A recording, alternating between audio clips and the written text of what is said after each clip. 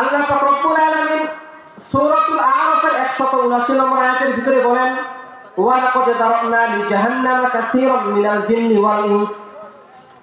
আল্লাহ পাক রব্বুল আলামিন বলেন, দুনিয়ার মানুষ, আমি দুনিয়ার ভিতরে কিছু মানুষকে, কিছু জিনকে শুধু জাহান্নামের জন্যই সৃষ্টি করেছি।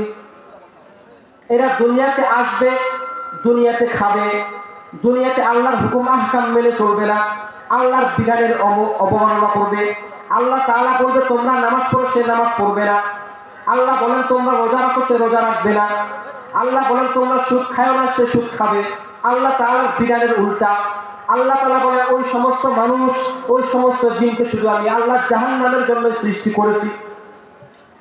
আল্লাহ তাআলা এক নম্বর বলেন, লাহুম কুলুবুন লা ইয়াফকাহুনা বিহা। যে ব্যক্তির হৃদয় আছে, মন আছে, মস্তিষ্ক আছে, কলব আছে, ওই ব্যক্তি যদি লাহুম কুলুবুন লা ইয়াফকাহুনা বিহা, যাদের হৃদয় আছে, মন আছে, মস্তিষ্ক আছে, তা দ্বারা উপলব্ধি করে না, চিন্তা করে না, বুঝে না। আল্লাহ তাআলা বলেন, ওয়ালাহুম আ'ইনুন লা ইবসিরুনা বিহা ওয়ালাহুম আযানুন লা ইয়াসমাউনা বিহা ওয়ালাহুম আ'ইনুন লা ইবসিরুনা বিহা। যাদের চোখ আছে, এই চোখ দিয়ে না দেখার ভান করে থাকে, অর্থাৎ চোখ দিয়ে আল্লাহর কোরআনে আপনি শুনলেন সুদ খাওয়া যাবে না, সে সুদ খাচ্ছে। ঘুষ খাওয়া যাবে না, সে ঘুষ খাচ্ছে। মানুষের বিরুদ্ধে অন্যায়ভাবে অপবাদ দেওয়া যাবে না, সে অপবাদ দিচ্ছে।